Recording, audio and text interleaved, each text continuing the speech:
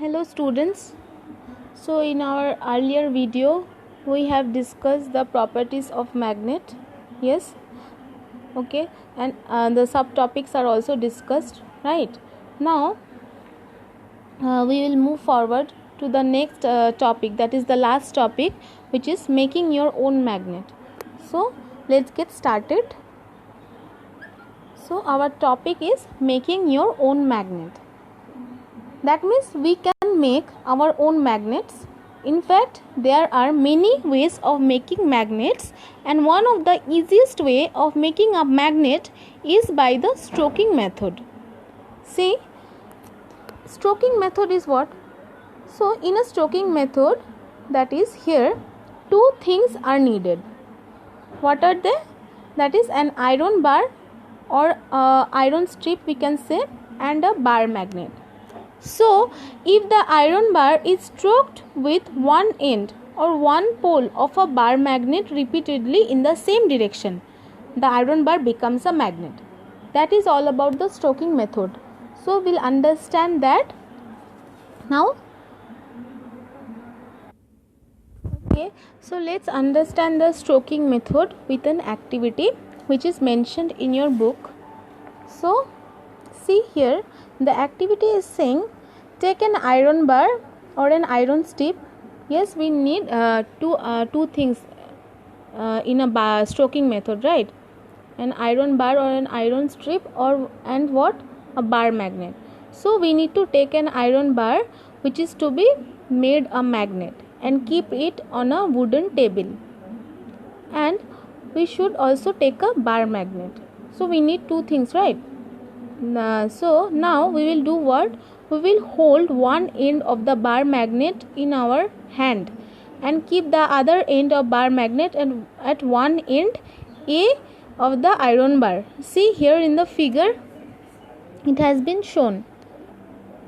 See the figure 12, it has been shown that a bar magnet or which is held in your hand by keeping the other end of the bar magnet at one end A of the iron bar. Okay. Now, without lifting, move the left end of the bar magnet along the whole length of iron bar until or till you reach its other end B. Got it? Okay. So after reaching end B, leave the bar magnet and bring its same end or same pole again at the starting end A of the iron bar. Now move the bar magnet again along the whole length of iron bar in the same direction like the previous one, as you did before, like, right? So repeat this process of stroking. This is known as stroking. That is what? Stroking means what? You got it? That repeat this process of stroking the iron bar with the same end of bar magnet in the same direction about 30 to 40 times. Okay, so what will happen now? The bar magnet will then become a magnet.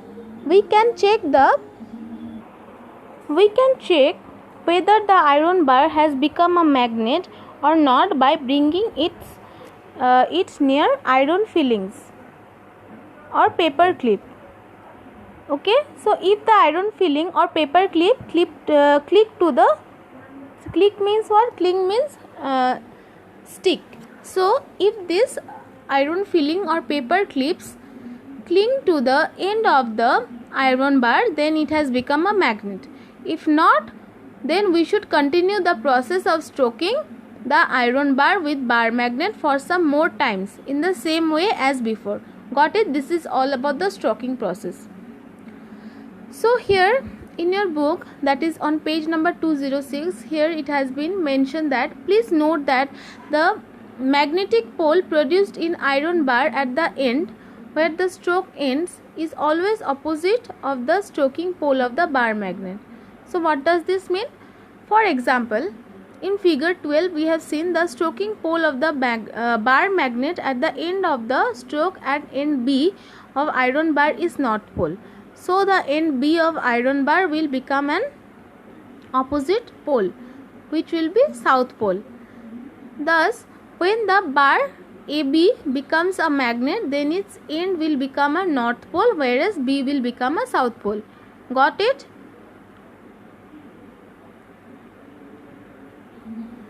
Now here it has also been mentioned that we can turn any iron or steel object into a magnet by stroking method described above. Okay, for example, we can even turn or even convert an iron nail, a sewing needle, or even a razor blade into a magnet by stroking them repeatedly with the same end of a bar magnet in the same direction. And if we convert an iron or steel needle into a magnet, then we can use this magnetized needle for making our own compass. Got it? Now we'll see how to make our own compass through an activity. So here in your book the activity is mentioned. See here, we take an iron needle or steel needle and turn it into a magnet by using a bar magnet. This iron needle which has become a magnet is known as magnetized needle. Got it? Okay, so insert the magnetized iron needle through a small cork in such a way that some part of it is visible on both the sides of the cork. Now take some water in a plastic container and float the cork, that is carrying magnetized needle, in water. See figure 13, it has been shown how it is done. See figure 13, it has been shown. The magnetized iron needle you can see. Okay. Now the needle should remain above the water level. It should not touch the water in the container. So the magnetized iron needle fixed in the cork floating on water has become a compass. The magnetized iron needle will align itself along the north-south direction. Since it has become a compass, it will align itself into a north-south direction, right? So rotate the floating cork carrying the magnetized needle in different direction and then release it. So now what we will find? We will find that when the cork stops rotating, the magnetized iron needle always align along north-south direction. We can paint the north pole of the magnetized iron needle so that it will always point towards the north-south direction.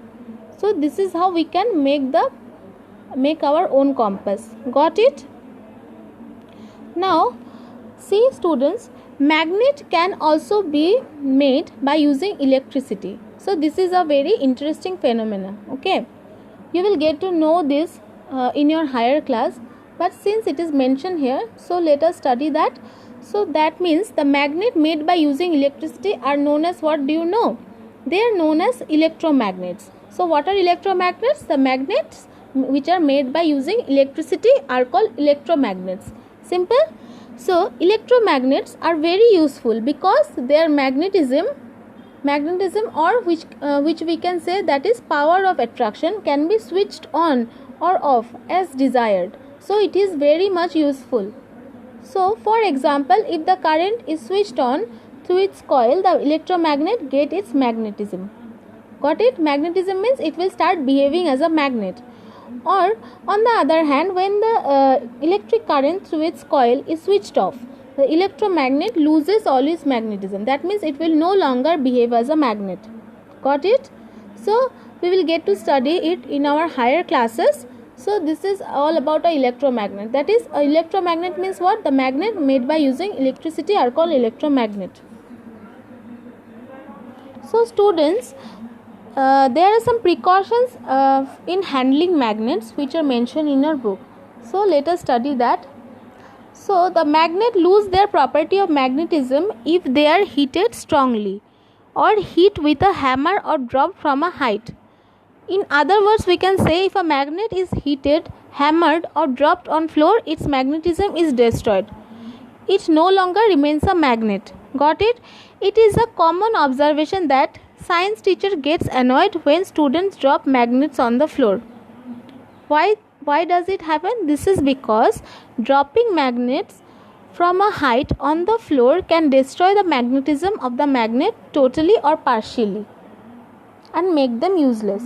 Okay, so see students, we should never heat a magnet over a burner. Second point is we should never hit a magnet with a hammer. Third point is we should never drop a magnet on the floor.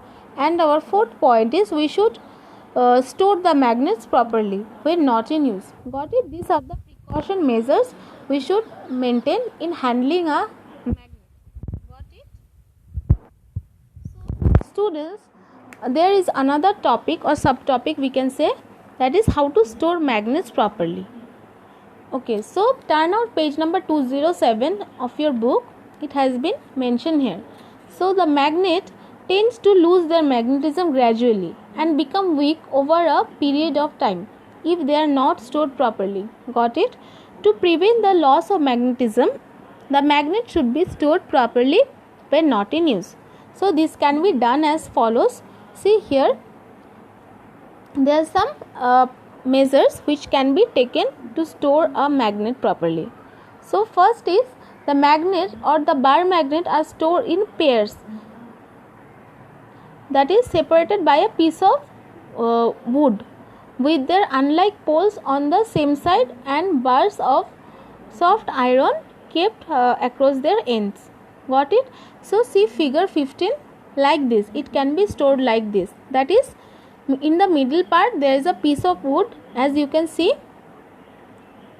right, and the bar magnet is kept one above the other, that is it is separated by a piece of wooden piece, and the north pole, south pole is facing the that means the north pole of one magnet is facing the opposite pole of the other magnet. That means, see here in figure 15 you can understand, like this it can be stored.